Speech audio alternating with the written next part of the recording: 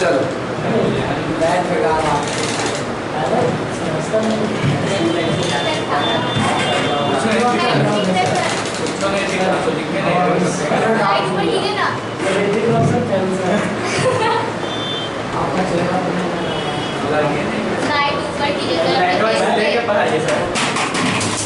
उठाओ, आ गया। क्या नहीं आ रहा था? लाइट का अच्छा है। हमारा रहने दो।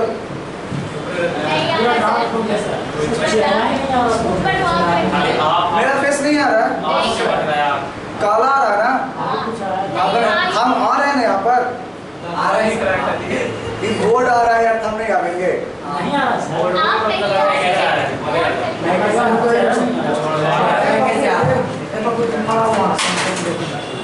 अब ठीक है, अब आएगा डाल के रहेंगे। नहीं आप छोड़ दो, आप चलो यहाँ, दिमाग खराब हो जाएगा।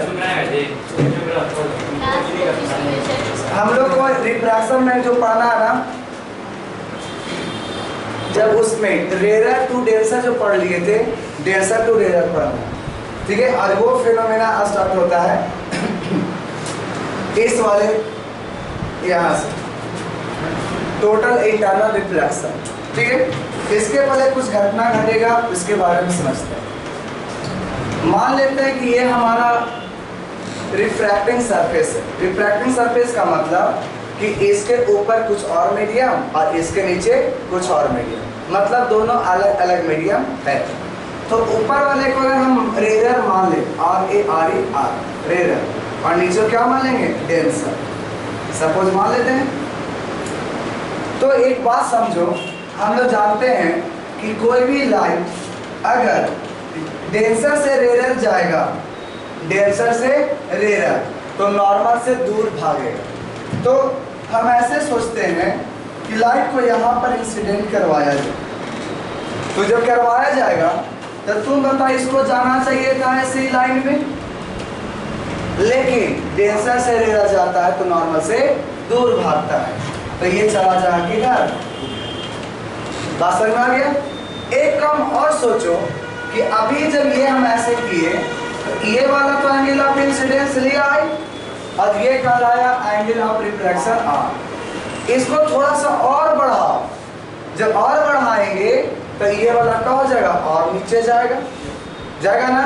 एक समय तुम्हें ऐसा दिखेगा, एक समय कि ये वाला अगर हम ये मालूम ऐसे जब दिए तब ये उधर ना जा करके, नीचे ना आकर के इस सरफेस के साथ चला जाता है। बात समझना, ये कब होगा, जब सोचो कि हम इस लाइन को जब इस लाइन पर दिए तो रे ऐसे गए, थोड़ा सा एंगल को और बढ़ाएंगे तो ये वाला और बढ़ेगा, बढ़ेगा ना। तो एक समय बढ़ाते बढ़ाते हम एरो वाला जो रे है ना, इसको ले लिए तो ये बढ़ते बढ़ते कहाँ जाएगा, सरफेस के पैरेलल चला जाएगा। तो बताओ इस केस में बोलेंगे कि अभी भी रिफ्रैक्शन हो रहा है। लेकिन अब थोड़ा सा सोचो कि थोड़ा सा इससे और हम एंगल को बढ़ा दिए, एंगल को क्या कर दिए, बढ़ा दिए, यानी एंगल ऑफ इंसिडेंस जो था धीरे धीरे और बढ़ा दिए। तो अब बताओ ऊपर तो नहीं जाएगा, सरफेस पर तो आ गया था, अब इसकी चांस कहाँ बनता है, तो ये बनता है कि अपने ही मीडियम में लौट आए। तब बताओ रिफ्रैक्शन उस फेनोमेनन को बोलते थे जब कोई लाइट एक मीडियम से दूसरे मीडियम में जाए और लाइट बेंड कर जाए, तब इसको बोलते थे रिफ्रैक्शन। लेकिन अगर कोई लाइट आए और उसी मीडियम में लौट जाएगा, उसको क्या कहेंगे, रिफ्लेक्शन। तो बताओ ग्रीन वाले को सोचो, इस मीडियम से आया डेंसर से और चला गया किसमें, डेंसर में, तो इसको क्या कहेंगे, रिफ्लेक्शन। तो यहाँ पर इसी को रिफ्लेक्शन ना बोल करके इसे कहते हैं टोटल इंटरनल रिफ्लेक्शन। क्या बोलते हैं इसको, टोटल इंटरनल रिफ्लेक्शन। बात समझ में आ गया? टोटल इंटरनल रिफ्लेक्शन कब बोलेंगे, जब कोई ऐसा इंसिडेंस एंगल जिस पर लाइट रिफ्रैक्ट ना करके रिफ्लेक्ट हो जाए, तो ऐसे ही घटना को क्या बोलेंगे? Total internal reflection. अब क्वेश्चन आता है कि जो येलो वाला जो रे लिए थे, इसमें लाइट क्या हो गया था? सरफेस के पैरेलल हो गया। तो इस वाले एंगल ऑफ इंसिडेंस को कोई नाम देना होगा, और यही नाम होता है क्रिटिकल एंगल। क्या इसको बोलते हैं? Critical angle. अब ये समझेंगे कैसे? सोचो, यही ना ऐसा एंगल है कि थोड़ा सा अगर कम लेते तो ऊपर जाता, थोड़ा सा ज्यादा लिए नीचे आ गया। सोचो किसी का एक्सीडेंट हो जाता है और क्रिटिकल कंडीशन में आता है, तो डॉक्टर क्या बोलता है? एकदम क्रिटिकल कंडीशन है, थोड़ा सा अगर बाद लाते तो नहीं बचता, पहले ले आए बचा लिए। बात समझ में आ रहा ना? तो ऐसा क्रिटिकल कंडीशन कर कि थोड़ा सा पहले कुछ और घटना घट जाएगा, थोड़ा सा बाद होगा, थोड़ा सा और कुछ और भी हो सकता है, तो इसी को बोलते हैं क्रिटिकल। तो याद रखना कि ऐसा एंगल ऑफ इंसिडेंस है जिस पर एंगल ऑफ रिफ्रैक्शन कितना डिग्री हो जाएगा? 90 डिग्री। क्यों? क्योंकि एंगल ऑफ रिफ्रैक्शन जो होता है वो नॉर्मल से लिया जाता है रिफ्रैक्टेड रे के बीच का। कोई दिक्कत? तो नॉर्मल ये वाला है कि ये वाला है? ऊपर वाला है, और ये क्या हो जाएगा? रिफ्रैक्टेड रे। तो इन दोनों के बीच का एंगल कितना? 90 डिग्री। तब बोलेंगे कि जब हमने आई लिया थीटा सी, आई कितना लिए? थीटा सी, तो उस केस में आर का वैल्यू कितना मिला? 90 डिग्री। जब कहते हैं कि आई का वैल्यू थीटा सी से ज्यादा लो, थीटा सी से ज्यादा, तो ग्रीन वाला होगा कि व्हाइट वाला होगा? ग्रीन वाला, क्योंकि थीटा सी तो एरो वाला है, और इससे ज्यादा तो ये वाला। ये जब लेंगे तो इस घटना में क्या होगा? टोटल इंटरनल रिफ्लेक्शन होगा। लेकिन कोई कहेगा कि आई लेस देन थीटा सी लिया जाए, तब क्या होगा? तो अगर कट लेंगे तो व्हाइट वाला, और इस केस में रिफ्रैक्शन होगा। क्या होगा? रिफ्रैक्शन होगा। बात समझ में आया? बोलो। तो रिफ्रैक्शन कब होगा? जब बोलेंगे कि जब angle of incidence less than हो जाए थीटा सी से, तब उस केस में क्या होगा? रिफ्रैक्शन। बात समझ में आ गया? ये घटना कब घट रही थी? तो उसके दौरान जब लाइट डेंसर टू रेयर जा रहा था तब। ऐसा तो नहीं हुआ कि रेयर टू डेंसर आया, इसमें कभी नहीं होता। रेयर टू डेंसर हमेशा पॉसिबल है, लेकिन डेंसर से रेयर जब लाइट निकालना चाहते हैं ना, तो उसके दौरान सभी एंगल पर लाइट नहीं निकलेगा। कब निकलेगा? तो जब लाइट पे सोच लो कि अगर इसी नॉर्मल की तरफ लाइट लाएं तो ये क्या होगा? निकल जाएगा। क्यों? क्योंकि नॉर्मल के साथ अगर लाइट को लाते हैं तो एंगल ऑफ इंसिडेंस कितना हो जाएगा? 0। तो स्नेल्स लॉ क्या कहता है? जितना आई उतना ही आर हो जाएगा। कैसे?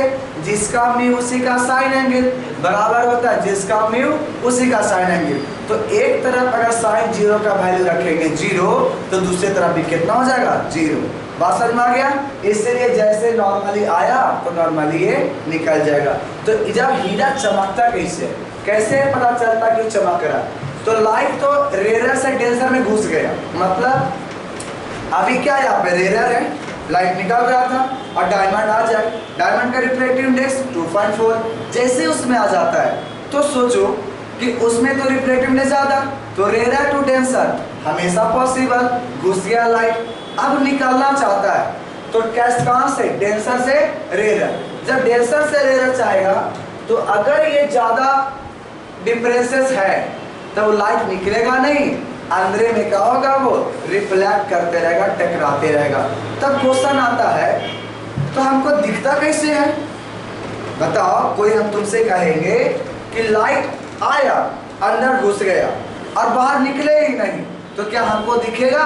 हमको दिखता कब है? जब लाइट उससे निकले और मेरे आंखों में आ जाए, तब ना दिखता है। तो बताओ कि उस पर तो दिखता नहीं, तो दिखता कब है? तो लाइट टकराते टकराते उस लाइट का फ्रैक्शन ऐसा होता है जो नॉर्मली निकल जाता है। कैसे निकलता है? नॉर्मली। तो ये तो घटना हमेशा पॉसिबल है, चाहे रेयर टू डेंसर हो जाए या डेंसर टू रेयर हो जाए, हर केस में पॉसिबल है कि नॉर्मल के थ्रू अगर लाइट आएगा तो नॉर्मल के थ्रू लाइट निकल भी जाएगा। कोई दिक्कत? और यही हमें हीरा चमकते रहता इसी तरीके से। बात समझ में आया?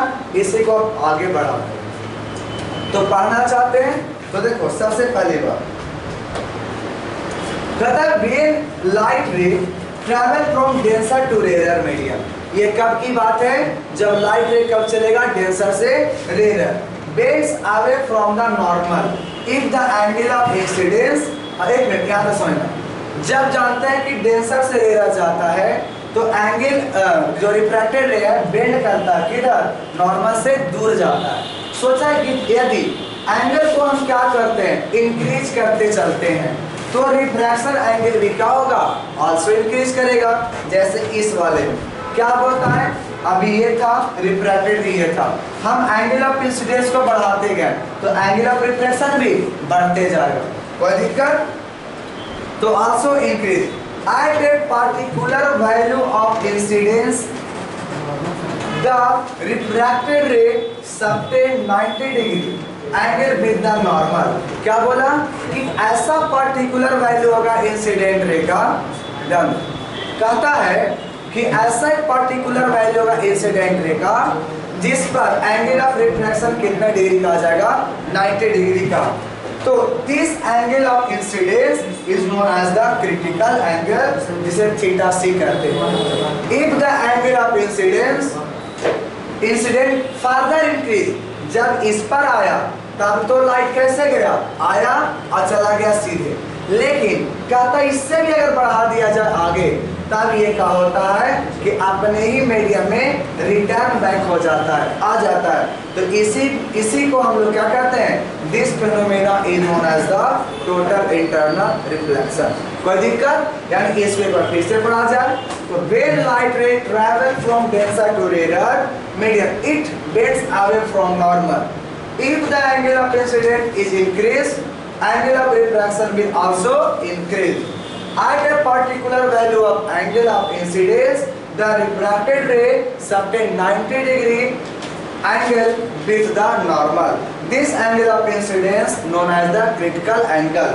if the angle of incidence further increases the ray comes back in the same medium। this phenomenon is known as the total internal reflection। एक JEE मेंस का क्वेश्चन था इसी पर था, आसान सा।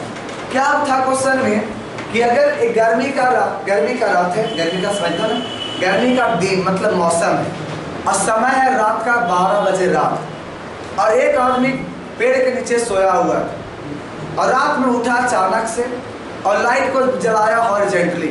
क्वेश्चन ये पूछा कि बताइए वो लाइट बेंड किधर करेगा, ऊपर या नीचे, या फिर सीधे हॉरिजॉन्टली ही जाएगा? तो कोई सोचेगा क्या ना, ग्रेविटेशन का यूज करेगा, बोलेगा लाइट में तो मास होता है, क्योंकि लाइट में मास होता नहीं है, रेस्ट मास नहीं होता, लेकिन मास एनर्जी जब पूछेगा ना तो लाइट में होता है। कैसे होता है? तुम एक्सपेरिमेंट किया रदरफोर्ड का, जिसमें गोल्ड फॉइल पर जब कैथोड रे टकराए और वो घुमाना शुरू कर दिया। इसके से हम क्या कहें कि लाइट में मास हुआ, लेकिन समझना तो उसके थ्रू सोचेगा कि लाइट ऐसे दिया, मास था, ग्रेविटेशन से खींचा और वो नीचे की ओर आ गया। लेकिन ये भूल गया कि जैसे ही गर्मी का दिन होता है नीचे का अर्थ सरफेस का रहता है गर्म, करता है गर्म, और ऊपर में क्या रहता है ठंडा।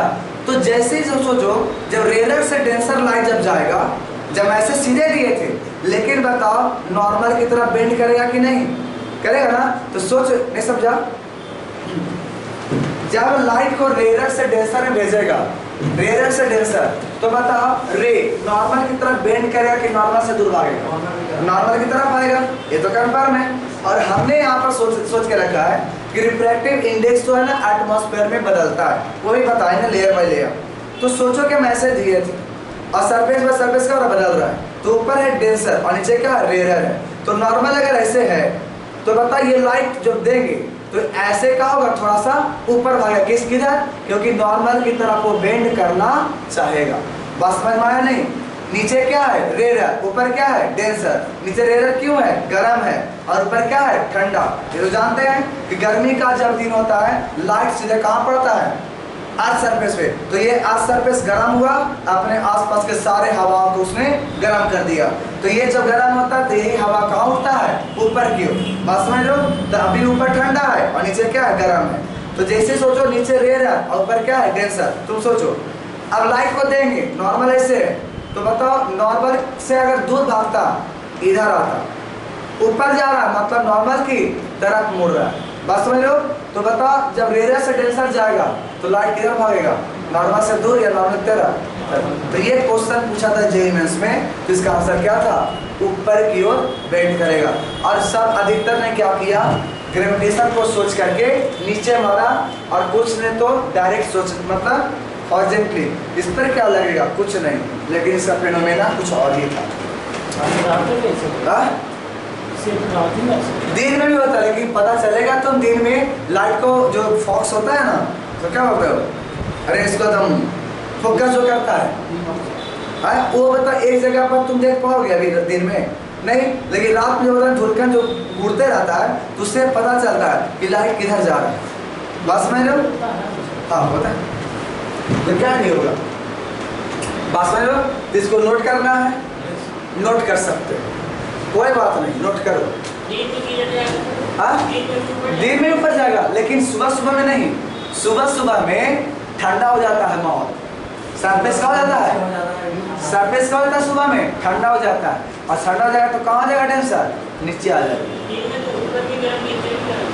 नहीं, अब बताओ अगर गर्म होता ना तो हिमालय पर ठंडा कैसे रहता, बताओ, नहीं समझा, ठंडा नहीं हिमालय। तो जितना ऊपर जाते हैं ना तो सुना होगा कि ट्रोपोस्फेयर में हाइट बढ़ते अनुसार प्रेशर घटता है और टेम्परेचर भी घटता है, क्योंकि PV बराबर nRT होता है, आइडियल गैस इक्वेशन। हाँ जी, कहाँ डिजर्ट में, हाँ जी, कहाँ डिजर्ट में ऊपर जाएगा, अरे यार ठंडा का मतलब तुम तुरंत, हाँ अगर वो ठंडा पूरा हो जाएगा बालू तुरंत तब तो नीचे आ जाएगा, तब नीचे, लेकिन वो हाँ तब आ जाएगा नीचे।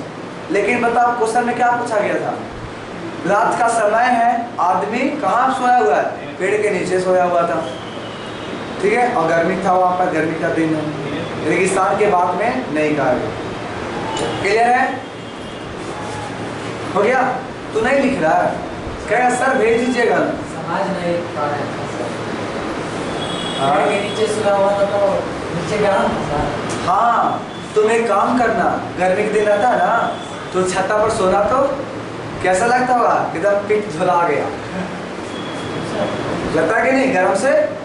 तो ये सब क्यों होता है, हाँ पानी क्यों छिड़ता है एक घंटा पहले, ताकि एकदम ठंडा हो जाए। पानी छींटते तो और से होता है, सोने के पहले छीटोगे तब हालत खराब कर देगा, लेकिन 1 घंटा 2 घंटा पहले अगर छीट देते हो तो कोई बात नहीं, सब निकल जाता है।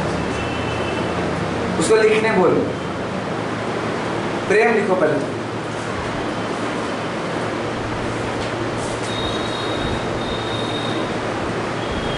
आई नो मोबाइल ऐसा थिंग्स आ गया बन गया है जो सबको या तो अकेला कर दिया या तो उसका साथ दे दिया, नेचर से दूर, ठीक है, नेचर से दूर, तो सब चीज का वो अपना लेके आ गया, ठीक है। उसका फीचर्स को अगर यूटिलाइज किया जाए ना तो ज़्यादा बेटर है, अगर यूटिलाइज ना किया जाए तो उससे ज़्यादा हानिकारक कोई और भी नहीं है, ठीक है। हाँ डिबेट हुआ था मोबाइल कारण से,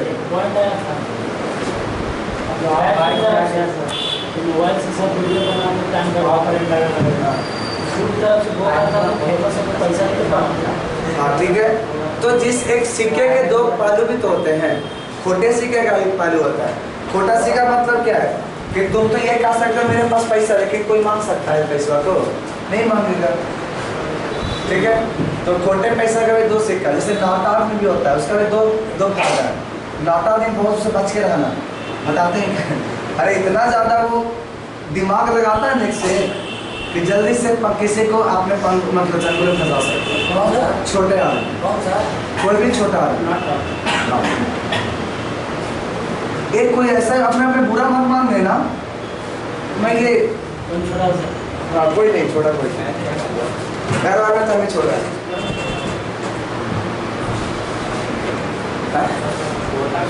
एक तुम्हारे जखम गलत काम करोगे तो क्या होगा? सही होगा।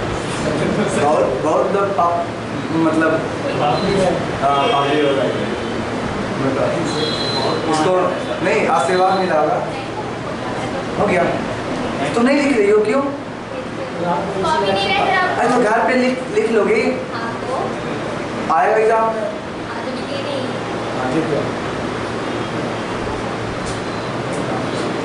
क्लियर है? कितना देर लिखेगा?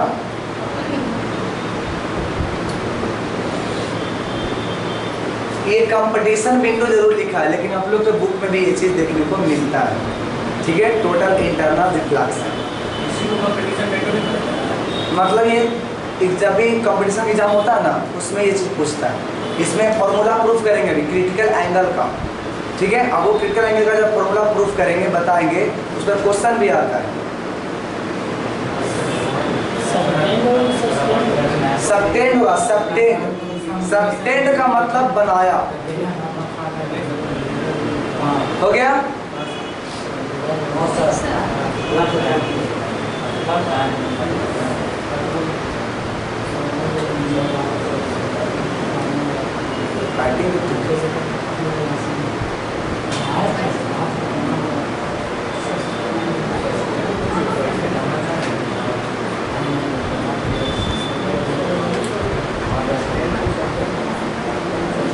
क्लियर है? बोलो, यहाँ तक कोई दिक्कत तो नहीं ना है? अगर दिक्कत है तो बता देना। क्रिटिकल एंगल 90 डिग्री को नहीं कहते हैं, वैसा इंसिडेंस एंगल जिस पर रिफ्रैक्शन, जो रिफ्लेक्टेड एंगल है ना, वो 90 डिग्री हो जाए। यानी आई के उस वैल्यू को हम कहेंगे क्रिटिकल एंगल जिस पर आर की वैल्यू 90 डिग्री हो जाए। आई का वैल्यू ही क्रिटिकल एंगल कहलाएगा। आई का वैल्यू ही क्रिटिकल एंगल होगा, लेकिन कब? जब आर की वैल्यू कितना हो जाए? 90 डिग्री। You understand?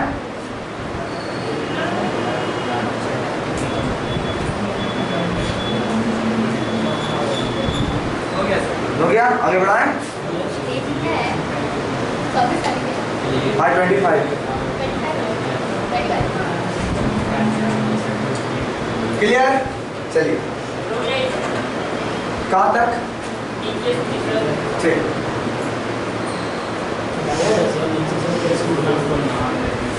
बस मिटा दें, देखो मिटा।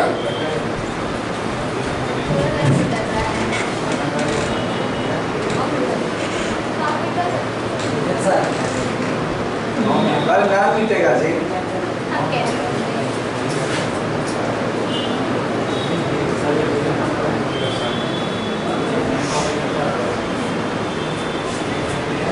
ठीक, कोई दिक्कत? आगे बढ़ाएं।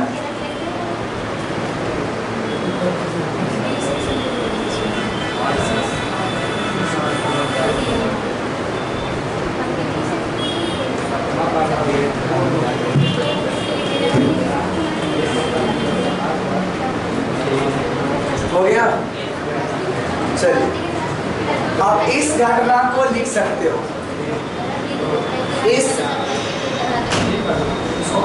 हाँ, इस घटना को लिख सकते हो कैसे?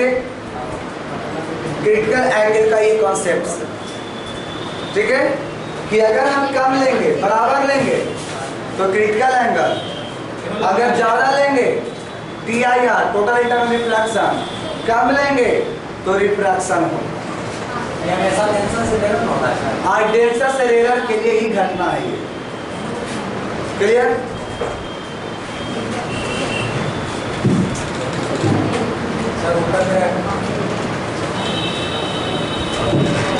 हो गया? ये तुम्हारा कंडीशन।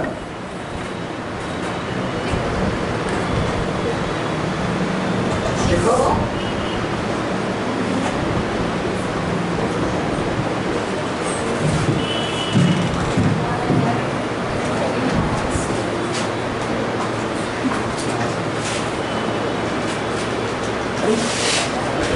डिस्चार्ज हो गया है।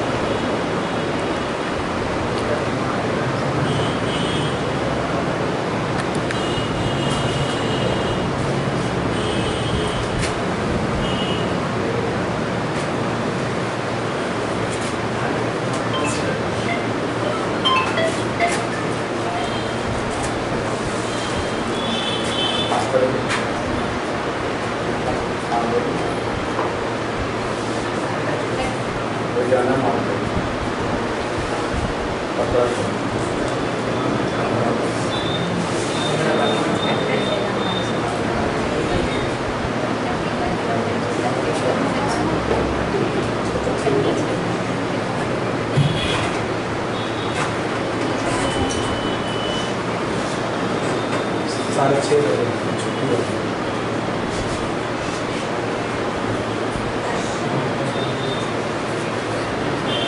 क्यों?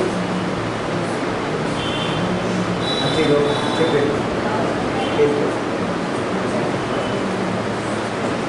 हो गया? बहुत देख लगा रहे हो जी, ऐसा क्यों कर रहे हो जी? ये कभी बताए थे तुम लोग, जो है ना इसको सेंस करता है वॉइस को। हाँ तो नहीं बोल दो कि ज़्यादा, क्योंकि रियली इसका माइंड जो है ना बहुत सेंस करता है। अब बताओ ना, यहाँ पर हम इतना धीरे से बोल रहे हैं ना, फिर भी वो कैच कर देता है।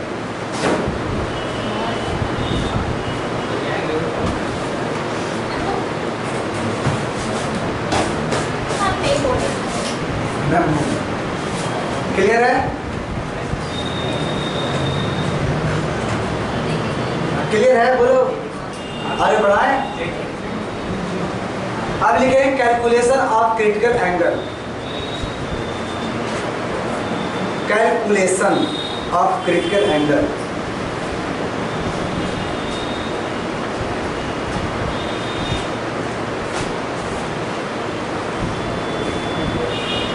हो गया?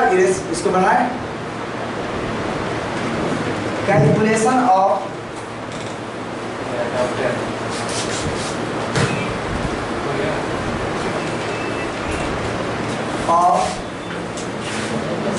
Critical angle.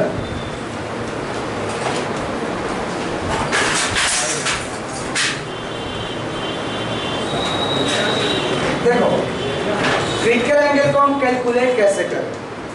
तो अभी बताओ, थ्योरी क्या सीखा कि कोई भी रे अगर ये नॉर्मल है तो इस पर एक रे हम ड्रॉ करेंगे,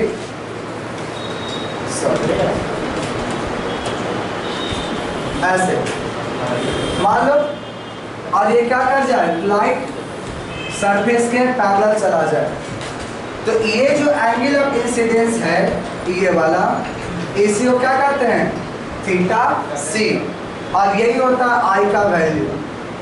और यहाँ जो बना ये वाला 90 डिग्री, और ये हो गया आर का वैल्यू 90 डिग्री। बता तुम, ये नीचे डेंसर, तो इसकी रिफ्रैक्टिव इंडेक्स μ2 मान लेते हैं, और ये है रेयर, तो रिफ्रैक्टिव इंडेक्स कितना, μ1, और बोल देते हैं कि μ2 जो है वो बड़ा है किससे, तो μ1 से, हम इतना बोल देते हैं। अब अगर स्नेल्स लॉ का यूज करेंगे तो बाई स्नेल्स लॉ क्या मिलेगा, तो जिसका म्यू उसी का साइन एंगल, तो इसका म्यू कितना है, μ2, और साइन एंगल, तो इसके साथ एंगल कितना दिख रहा, थीटा से, बराबर जिसका म्यू कितना, μ1, और साइन कितना डिग्री, 90। हमको निकालना साइन थीटा सी, तो sine theta C equal to μ1 by μ2, और साइन 90 का वैल्यू 1। यानी साइन थीटा सी को अगर लिखना चाहते हैं तो लिख सकते हैं क्या, 1/μ2/μ1।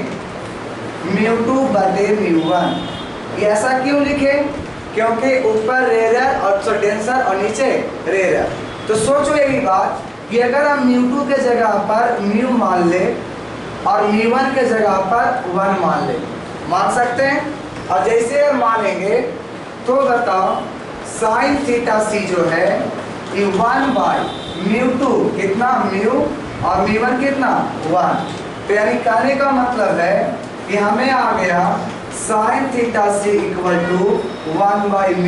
और यही तुम्हारा फॉर्मूला आ गया कि अगर हमको क्रिटिकल एंगल निकालना है, अभी मेरा साइन थीटा सी, लेकिन चाहिए अगर क्रिटिकल एंगल, तो यह बताओ जब भी ये साइन उधर जाएगा तो वो बनता इनवर्स में, तो ये हो जाएगा साइन इनवर्स 1/μ। कोई दिक्कत? तो ये हो गया कैलकुलेशन के क्वेश्चन में बना लेते हैं। इस पर बात समझ में आ गया। तो ये कहाँ से कैलकुलेट किए, हम बोलेंगे स्नेल्स लॉ से। 1 2 3 4 ये देखो साइन 90 का वैल्यू कितना 1, ये तो कल ही पढ़ा है अभी मैथ्स में। ये 1 हो गया, इसको ले आओ नीचे तो μ1/μ2 किसके बराबर, साइन थीटा सी के बराबर।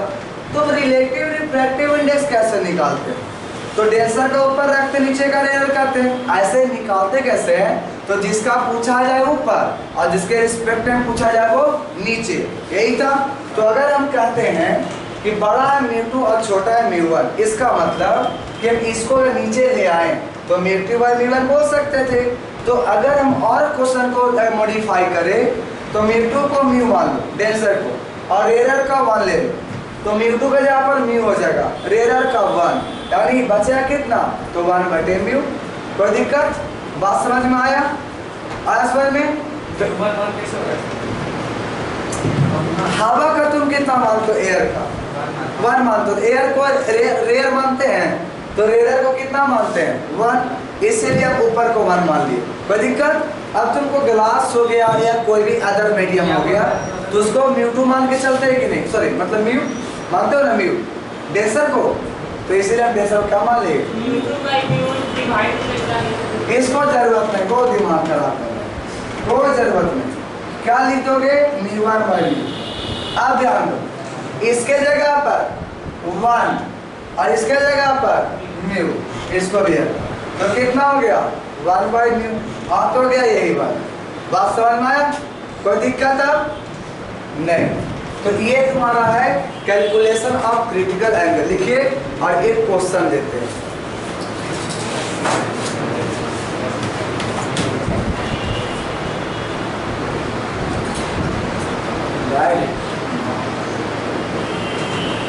ये नहीं मानता है, जानते हो जब हम पढ़ाते हैं ना तो सोचते हैं कि ऊपर निकाल दे, पता नहीं मन नहीं मानता है। ऐसे कर लगा कि हमको 20 मिनट होगा, 33 मिनट का वीडियो बन गया था। हमको नहीं लगता कि हमको प्रूफ करें, जरूरत नहीं पड़े, ऐसे मन ही नहीं मानता, नहीं बता देते हैं।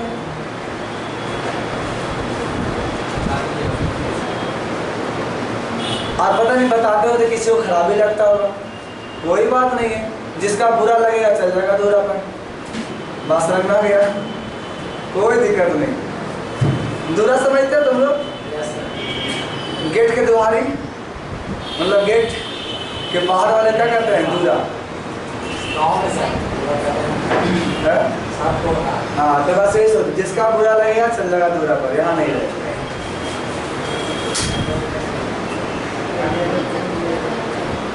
क्या कोई दिक्कत?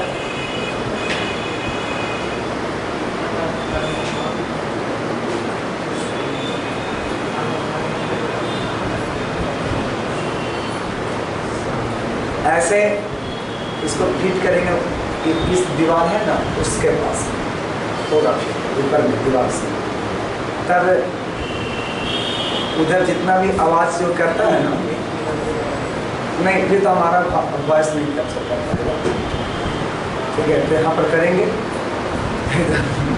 ऊपर में तुम्हारे, हाँ लाइट उससे ऊपर लगेगा, इसको फैन पर आया जाए और फैन लगेगा।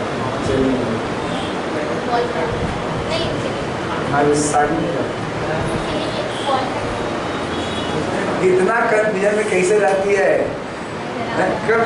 जब भी सोचो उसके बाद में तुम क्या बोल रहे हो, कंफ्यूजन नहीं ज़्यादा बेहतर। हाँ चलो क्लियर है, बोलो क्वेश्चन लिखे।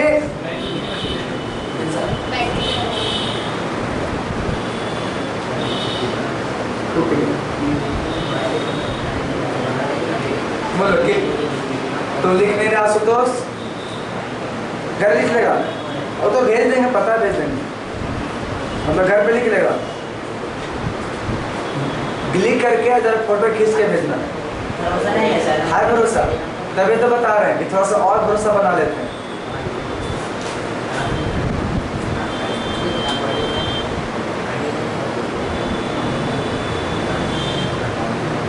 क्लियर है?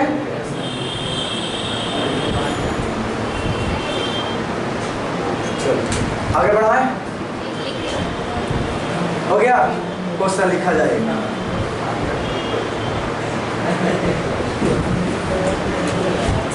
देखो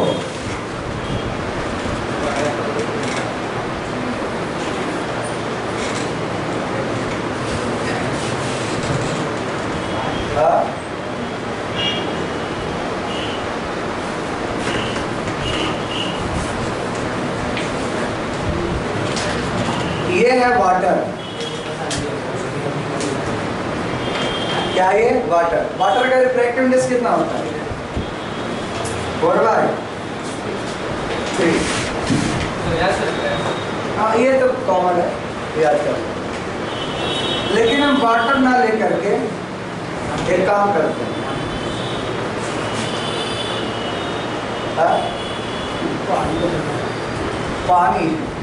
पानी तो मान लो ऐसा रिफ्रैक्टिव इंडेक्स लेंगे, लेकिन ऐसा कोई भी लेंगे तो मान के चलो 5/4 है। 1 से तो ज़्यादा है, क्योंकि 1 से ज़्यादा होना भी चाहिए। और ये कह दिए कि जा रहा है लाइट इधर से और चला गया कहाँ, इस पर, तो ये वाला क्या हो जाएगा, क्रिटिकल एंगल। तो वैल्यू निकालना है, हम लिख देते हैं साइन 53 डिग्री का वैल्यू 4/5 आता है, ठीक है। साइन 37 डिग्री का वैल्यू 3/5 आता है, ठीक है, ध्यान में है। अब क्वेश्चन निकालो कि फाइंड थीटा से,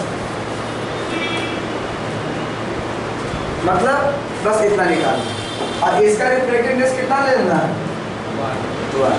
कोई दिक्कत? बना के फॉर्मूला डायरेक्ट लगाओ। क्या था, साइन थीटा सी बराबर 1/μ था ना, बस उसका भाग फॉर्मूला लगाओ।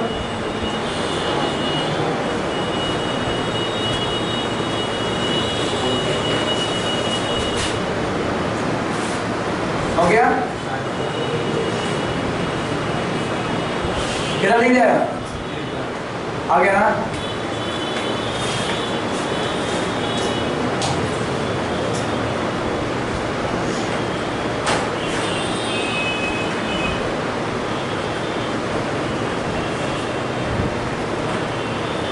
क्लियर है?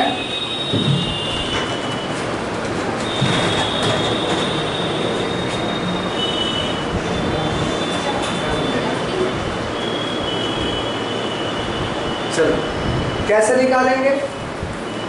तो साइन थीटा सी 1/μ होता है। देखो साइन थीटा सी 1 का 1 और म्यू कितना है, 5/4। 4 कहाँ चल जाएगा, ऊपर, तो साइन थीटा सी बराबर 4/5। साइन थीटा सी बताओ किसके बराबर, तो साइन तो रहेगा। ये बताओ 4/5 कितने का वैल्यू है, 53। इसका मतलब साइन साइन तो खत्म और क्या वैल्यू मिल जाएगा, तो थीटा सी बराबर 53 डिग्री। कोई दिक्कत? इसको याद करवा दे 53 और 37 का। इसको पूछता है कभी कभी, तो वो याद करवा देते हैं। इसको याद कैसे करेगा? एक राइट एंगल ट्रायंगल होगा, बोलो कहाँ पर? ये बताओ 1/μ होता है, म्यू का वैल्यू कितना लेगा? 5/4 लेगा, बोलो फॉर्मूला होता है इतना, तो 4 ऊपर में देंगे 4/5। 4/5 किसका वैल्यू है? sin 53, यानी इसके जगह पर sin 53 लिख सकते हैं। तो बताओ इसके जगह पर इतना लिख दिए, sin मिल रहा है एंड थीटा सी किसके बराबर होना चाहिए? 53। बात समझ में आ गया? दूसरा रहेगा अगर मान लो, तो क्या करेंगे ना, थीटा से रह देंगे और साइन इनवर्स। मान लो कि इसका वैल्यू नहीं जानते तो कितना बचता? 4/5। तो यहाँ पर ये वाला ऐसे लिख देंगे और ये क्या, ये भी आंसर हो जाए और वो भी कोई प्रॉब्लम नहीं। 4/5 दिया रहेगा तो हम कैसे दे देंगे और याद करवा दे रहे, यहाँ से देख लो।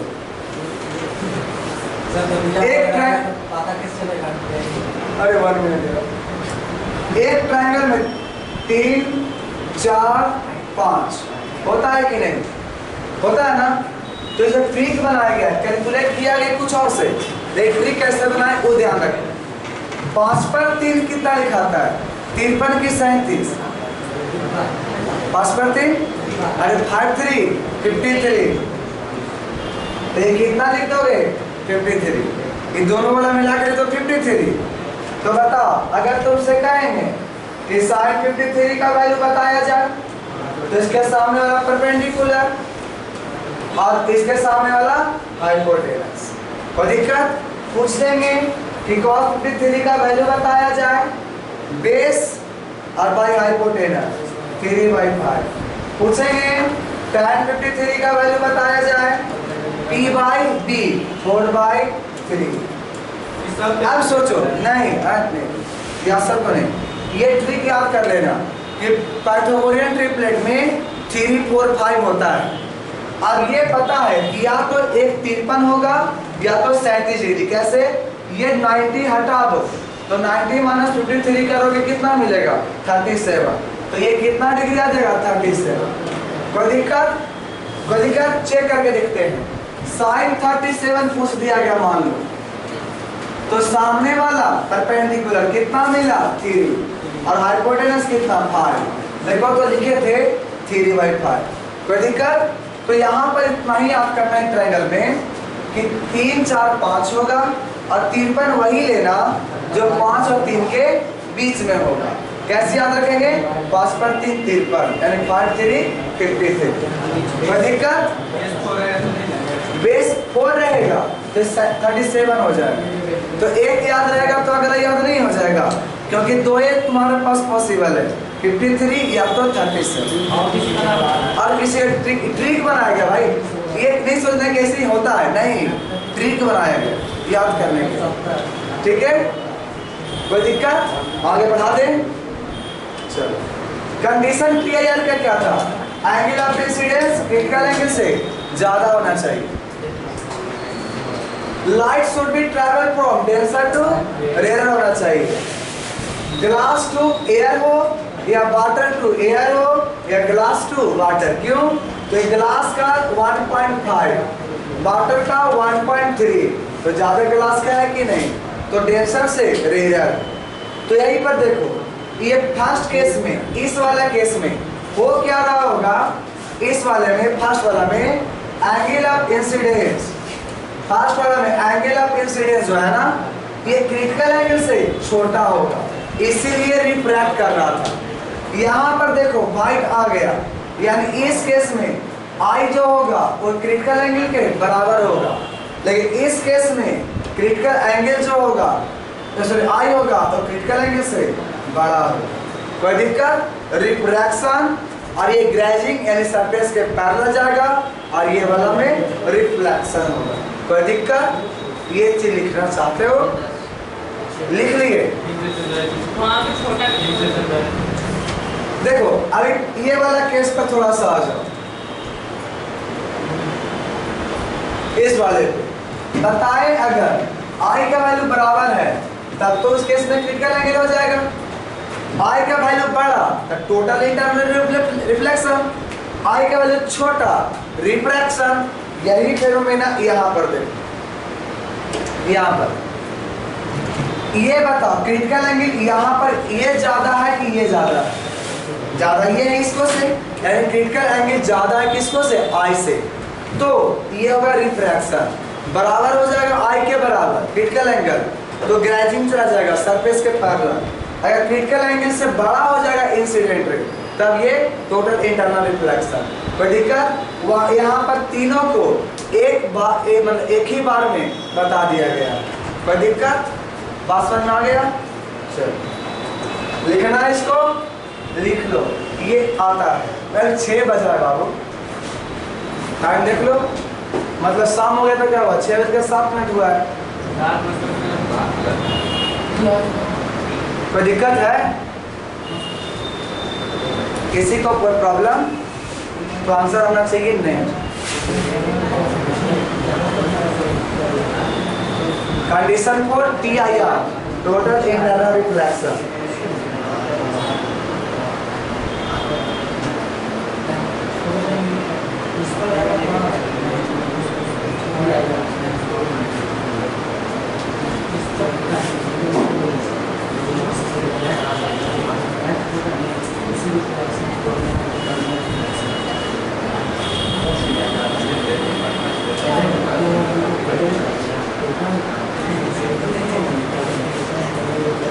क्लियर है? यस और नो?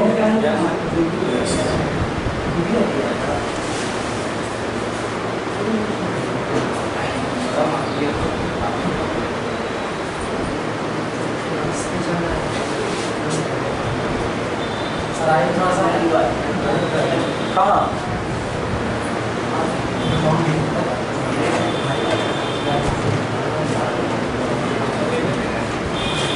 बढ़ा दे।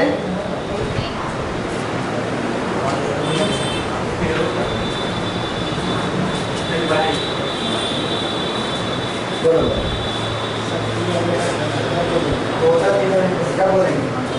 आई का वैल्यू ई वाला वो तो सीधा से ना, ई वाला तो सीधा से इसको बड़ा ही है, पहले किसी में हो गया, आगे किसी में सेकंड सीधा से बड़ा हो गया,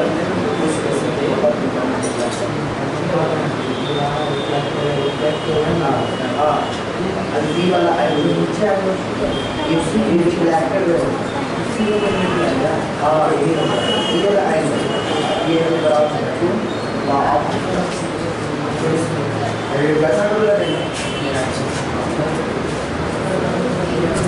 दिक्कत है नहीं? चलो आगे देखो।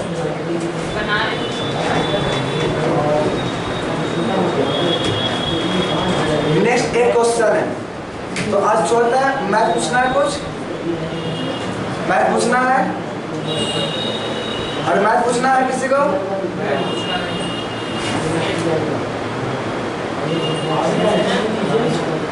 इसको रेज कर दे, खत्म करते हैं। ठीक है, आज का इतना ही। हम मैथ बताते हैं।